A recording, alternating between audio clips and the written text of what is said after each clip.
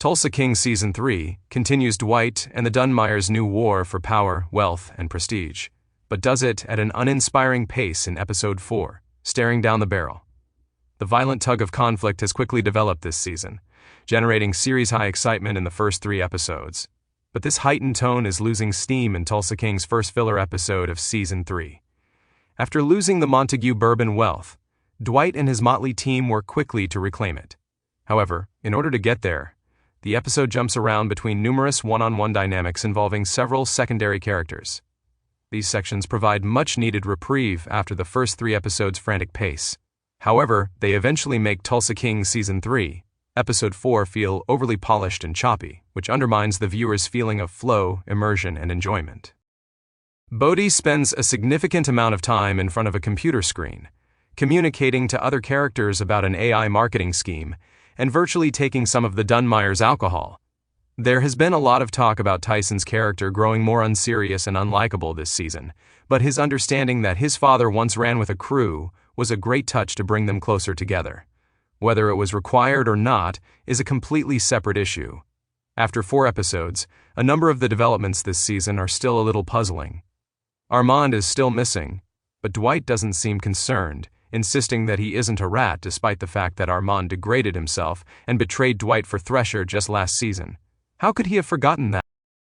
Agent Musso's mystery and integrity are also slipping as he ordered Dwight to send a message to a corrupt watchmaker in Tulsa King Season 3, Episode 3. Musso conveniently knows everything about Dwight, but he doesn't explain what he has planned for their arrangement. His entrance built up a stressful Season 2 ending, but it hasn't really played out in Season 3. Tulsa King's ensemble cast has grown and extended with Season 3, retaining some Season 2 supporting characters and giving the story a more epic scale than ever before. That may not be in the show's best interest, though, because the focus has shifted from being primarily on Dwight during the first 2 seasons to being spread out among a variety of characters, some of whom are less fascinating, which may turn off some viewers. Tulsa King Season 3 is becoming more like Yellowstone in terms of expansion, although the enlarged roles of the supporting characters are arguably not as fascinating or believable.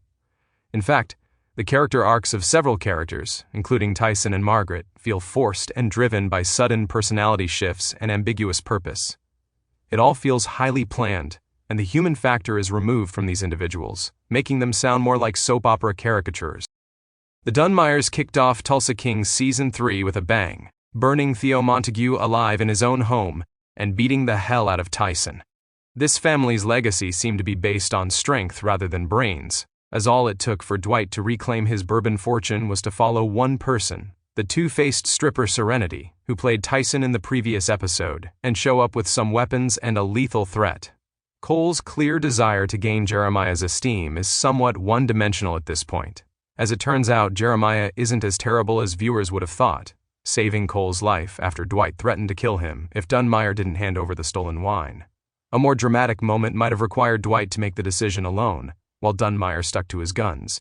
Instead, Dunmire deflates the tension by surrendering, revealing that he is not as cold-blooded as he has been portrayed to be.